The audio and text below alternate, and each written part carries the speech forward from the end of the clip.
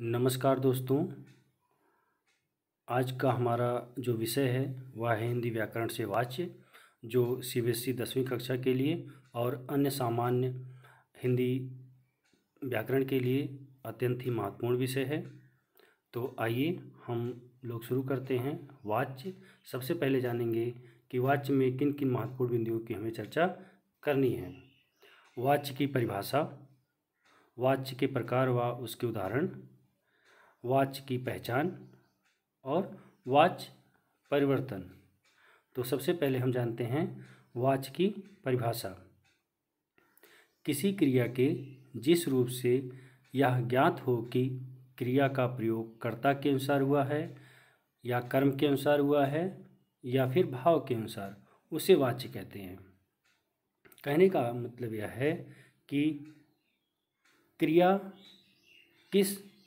क्रिया का जो लिंग और वचन है वो किस आधार पर निर्धारित हो रहा है, उसी की पहचान या उसी की बारे में ज्ञान हमें देता है वाच्य। तो उदाहरण देखेंगे। राम पुस्तक पढ़ता है, राम पुल्लिंग है और पढ़ता क्रिया भी पुल्लिंग है, मतलब क्रिया पर राम का प्रभाव है लिंग और वचन के आधार पर। बच्ची से रोया जाता है, इसमें भाव प्रधान है। आइए अब हम जानते हैं वाच्य के कितने प्रकार होते हैं, तो उससे जो है ज़्यादा स्थितियाँ स्पष्ट होंगी। तो जैसा कि आप यहाँ पर देख पा रहे हैं कि वाच्य के कुल 3 प्रकार होते हैं।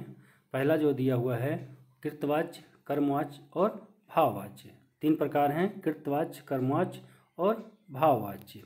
अब एक एक करके हम उनको जानते हैं और उनके उदाहरण देखते हैं। पहला है कृतवाच्य। जिन वाक्यों में कर्ता की प्रधानता होती है, मतलब कर्ता महत्वपूर्ण होता है और क्रिया का जो प्रयोग होता है वह कर्ता के लिंग वचन के अनुसार होता है, उसे कृतवाच्य कहते हैं। इसमें कर्ता कारक का मतलब है कि कर्ता के बाद ने कारक चिन्ह का प्रयोग होता है या फिर कारक चिन्ह का प्रयोग नहीं भी होता है।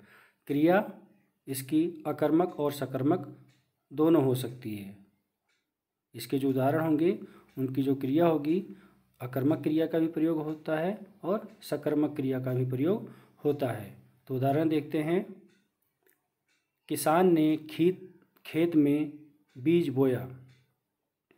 तो सकर्मक क्रिया की पहचान करने के लिए ज़रूरी है कि हम क्रिया के साथ क्या शब्द का प्रयोग करें। अगर क्या से हमें उत्तर मिल रहा है तो वह क्रिया सकर्मक है, और अगर क्या लगाने से उत्तर नहीं मिल रहा है या फिर क्या प्रश्नवाचक शब्द नहीं लग पा रहा है, इसका मतलब यह होता है कि वह क्रिया जो है आपकी अकर्मक क्रिया है।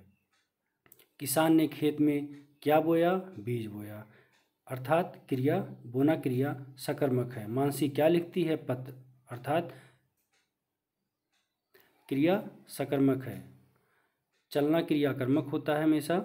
बच्चे खेल रहे हैं, खेलना क्रिया सामान्यतः कर्म के साथ आने पर सकर्मक होती है, लेकिन यहाँ पर बच्चे कर्ता, खेलना क्रिया, कर्म नहीं दिया गया, इसका मतलब यहाँ पर खेलना क्रिया अकर्मक क्रिया है। तो कर्ता के बाद ने का प्रयोग होता है या फिर ने का प्रयोग नहीं भी होता है इसमें। तो इसके बाद हम जो है आगे देखते हैं कर्मवाच्य। जिन वाक्यों में कर्म की प्रधानता होती है और क्रिया का विधान या प्रयोग कर्म के लिंग वचन के अनुसार होता है, उसे कर्मवाच्य कहते हैं। इसमें कर्ता के तुरंत बाद से या फिर के द्वारा का प्रयोग होता है और कर्मवाच्य की क्रिया हमेशा सकर्मक होती है। कहीं कहीं पर क्योंकि यहाँ पर कर्म महत्वपूर्ण होता है तो कर्ता का लोप भी होता है, मतलब कर्ता का प्रयोग नहीं भी किया जाता है। ऐसे भी वाक्य सेंटेंस आते हैं, लेकिन हमें ध्यान देना है क्रिया सकर्मक है और कर्म है उसमें, तो वह कर्मवाच्य का उदाहरण होता है। तो उदाहरण यहाँ पर हम देखेंगे। किसान के द्वारा खेत में बीज बोया जाता है। तो यहाँ पर के द्वारा का प्रयोग हुआ है, के द्वारा, और क्या बोता है? बीज बोता है, तो ये सकर्मक क्रिया है। कविता से चित्र नहीं बनाया जाता। क्या नहीं बनाया जाता? चित्र। क्रिया सकर्मक है और कर्ता के बाद से का प्रयोग हुआ है। रोगी को दवा दी गई, यहाँ पर कर्ता का लोप है, जैसा हमने आपको भी बताया था कि कर्ता का लोप है, कर्ता का प्रयोग नहीं किया गया है, कर्ता को छोड़ दिया गया है। रोगी को दवा दी गई, क्या दी गई? दवा। इसका मतलब क्रिया सकर्मक है, कर्ता का कर्ता नहीं है, इसका मतलब कर्मवाच्य का उदाहरण है।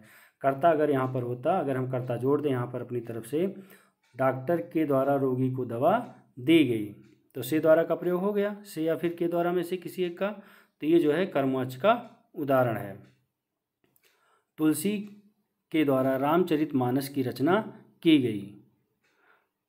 के द्वारा क्या रचना? तुलसी के द्वारा रचना की गई, किसकी? क्या रचना की गई? रामचरितमानस। तो ये हो जाएगा कर्मवाच्य का उदाहरण है। इसी तरह के अन्य उदाहरण हैं।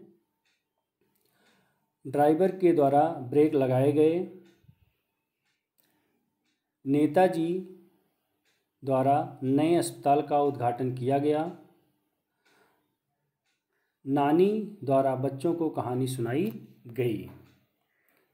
अब हम तीसरे पर आते हैं, वाच्य के तीसरे प्रकार पर, भाववाच्य। जिन वाक्यों में कर्ता और कर्म दोनों ही गौड़ या भाव की प्रधानता हो, गौड़ मतलब कम महत्वपूर्ण होता है, सबसे जो प्रधान होता है वो भाव होता है, क्रिया का प्रयोग भाव के अनुसार हो, वहाँ भाववाच्य होता है। कर्ता के बाद यहाँ पर देखेंगे तो कर्ता के बाद प्रयोग हो रहा है से या फिर के द्वारा, जिसका प्रयोग जो है कर्मवाच्य में भी हो रहा था, लेकिन यहाँ पर जो कर्मवाच्य से अंतर है, कर्मवाच्य की क्रिया हमेशा सकर्मक होती है, भाववाच्य की क्रिया हमेशा अकर्मक एकवचन पुल्लिंग होती है। ध्यान देंगे, भाववाच्य की क्रिया अकर्मक एकवचन पुल्लिंग होती है। उदाहरण देखेंगे, पक्षियों से उड़ा जाता है। पक्षियों से उड़ा जाता, से का प्रयोग, उड़ना अकर्मक क्रिया। अध्यापक द्वारा पढ़ाया गया, द्वारा या अध्यापक के द्वारा पढ़ाया गया, दोनों सही है। बच्चों द्वारा खूब नहाया गया। बच्चों द्वारा खूब नहाया गया, नहाना क्रिया कर्मक क्रिया है। मोटे आदमी से दौड़ा नहीं जाता। मोटे आदमी से दौड़ा नहीं जाता, दौड़ना क्रिया और मोटा आदमी कर्ता, तो क्रिया है इसमें और कर्ता है, कर्म नहीं है, इसका मतलब अकर्मक क्रिया है और इसमें से का प्रयोग हुआ है, तो ये भाववाच्य का उदाहरण है।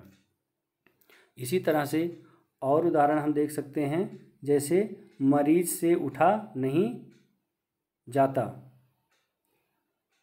मोहन से पैदल चला नहीं जाता, खिलाड़ी से दौड़ा नहीं गया, बीमार व्यक्ति से डॉक्टर के पास ना जाया गया, या बीमार व्यक्ति के द्वारा डॉक्टर के पास ना जाया गया। इस तरह के उदाहरण होते हैं। इसमें जो है कई बार होता है असमर्थता प्रकट होती है, लेकिन हमेशा असमर्थता प्रकट नहीं होती है। ठीक,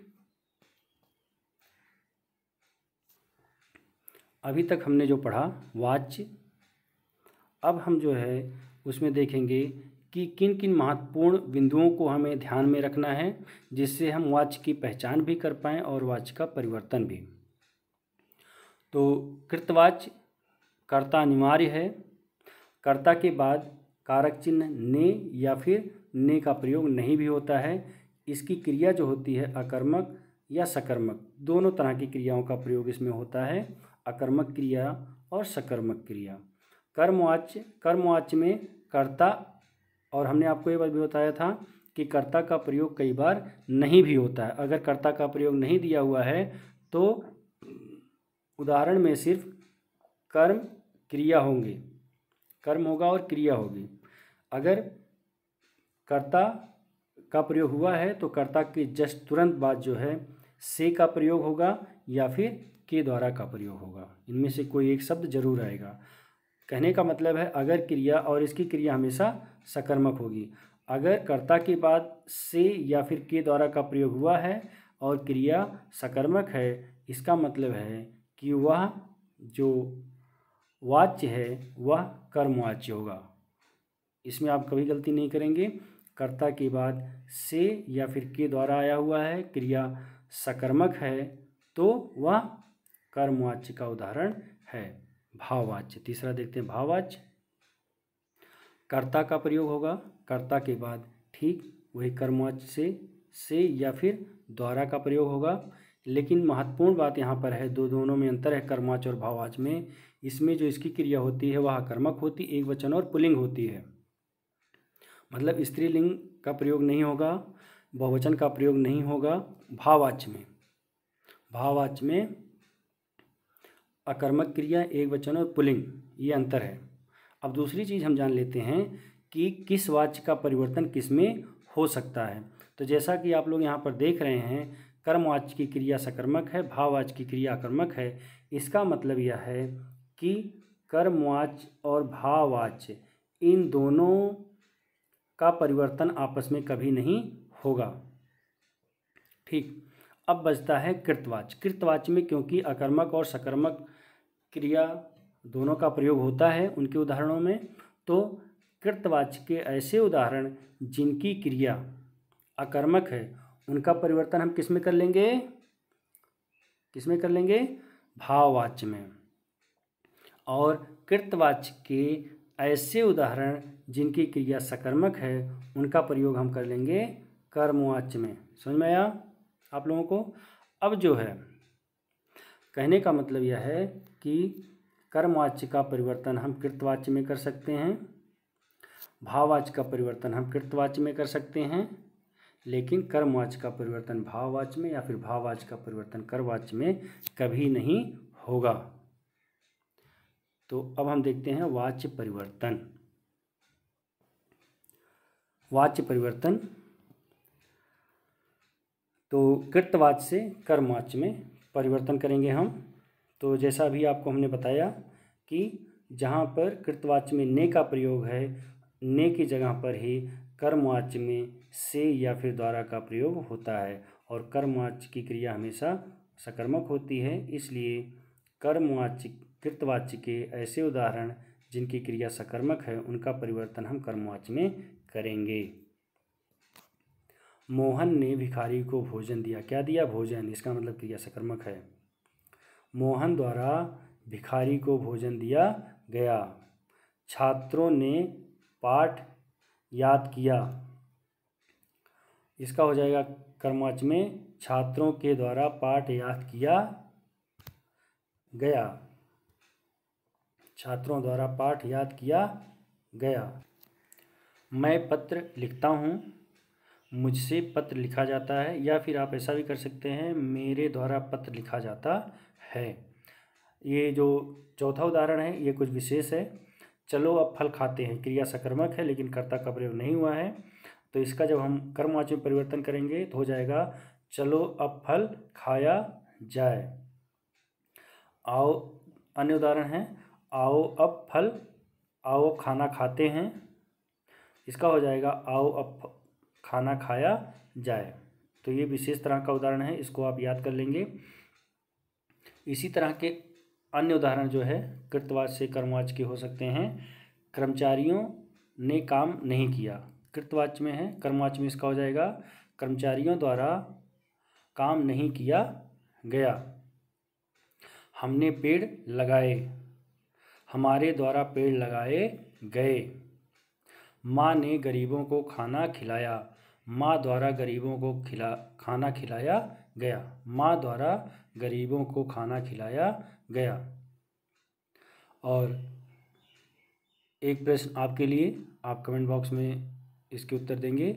मैं प्रतिदिन व्यायाम करता हूँ, मैं प्रतिदिन व्यायाम करता हूँ, इसको आपको कर्मवाच्य में बदल करके हमें बताना है।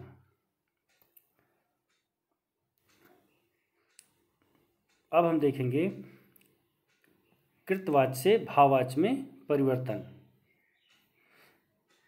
तो यहाँ पर से का प्रयोग होता है, जहाँ पर ने का प्रयोग हुआ कर्ता के बाद या फिर ने का प्रयोग नहीं हुआ है उसकी जगह पर हम से का प्रयोग या के द्वारा का प्रयोग करेंगे।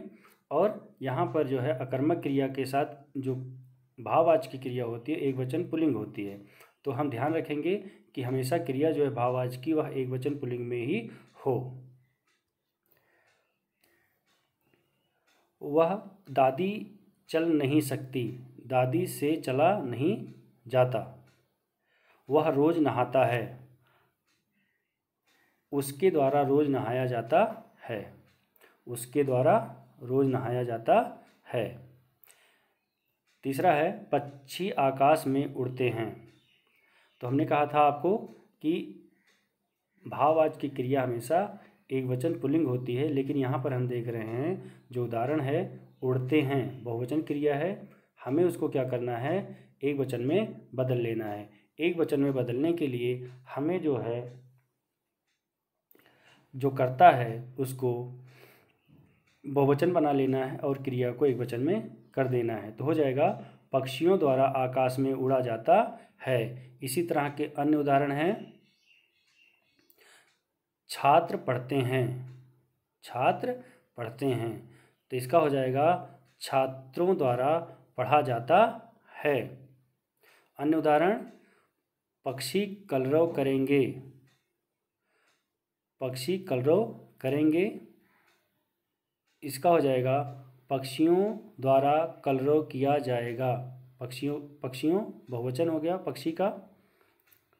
आओ टहलते हैं, ये जो चौथा उदाहरण है ये कुछ विशेष है, इसमें जो है क्रिया है और कर्ता का प्रयोग नहीं हुआ है, तो इसका थोड़े से परिवर्तन के साथ हम ऐसे को ऐसा लिख देते हैं। आओ टहलते हैं का हो जाएगा भाववाचक में आओ टहला जाए, आओ टहला जाए। चलो सोते हैं, चलो सोया जाए। इस तरह के अन्य उदाहरण भी आप सोच सकते हैं। इस गंदगी में मैं नहीं रह सकता, इसका हो जाएगा मैं क्योंकि करता है तो उसी के साथ परिवर्तन होगा से का या के द्वारा का। इस गंदगी में मुझसे नहीं रहा जाता या इस गंदगी में मुझसे नहीं रहा जाएगा। माँ रो नहीं सकती, माँ रो नहीं सकती। तो यहाँ पर से का प्रयोग कर लेना है, माँ से रोया भी नहीं जाता, क्योंकि उसकी जो क्रिया है वो स्त्रीलिंग में है तो उसको हमें पुल्लिंग में बना लेना है। माँ से रोया भी नहीं जाता। वे घूमने जाते हैं, उनसे घूमा जाता है, वे घूमने जाते हैं उनसे घूमा जाता है। अन्य उदाहरण बच्चे सो रहे हैं, बच्चों द्वारा सोया जा रहा है, बच्चे सो रहे हैं बहुवचन है, यहाँ पर हम बच्चे को बच्चों कर लेंगे बहुवचन, बच्चों द्वारा सोया जा रहा है। हम इतनी गर्मी में नहीं रह सकते, इसका भाववाचक हो जाएगा हमसे इतनी गर्मी में नहीं रहा जा सकता या नहीं रहा जाता। हिरण भाग नहीं सका, भाववाचक होगा हिरण से भागा नहीं गया। वह जोर जोर से हंसा, उसके द्वारा जोर जोर से हंसा गया भाववाच्य। और भाववाच्य में बदलने के लिए कृत्यवाच्य से एक उदाहरण जिसमें आप कमेंट बॉक्स में लिखेंगे। तुम चुप नहीं रह सकते, तुम चुप नहीं रह सकते। इस उदाहरण को आपको भाववाच्य में बदलना है। तो इसी के साथ उम्मीद करते हैं कि आप वाच्य को बेहतर ढंग से समझ पाए होंगे। अगर हमारा ये वीडियो आपको अच्छा लगता है तो आप अपने अन्य दूसरे दोस्तों के बीच इसको साझा करें। और यह वीडियो देखने के लिए आप सभी लोगों को बहुत बहुत धन्यवाद। और फिर मिलेंगे अपने अगले नए वीडियो के साथ, तब तक के लिए सभी को नमस्कार।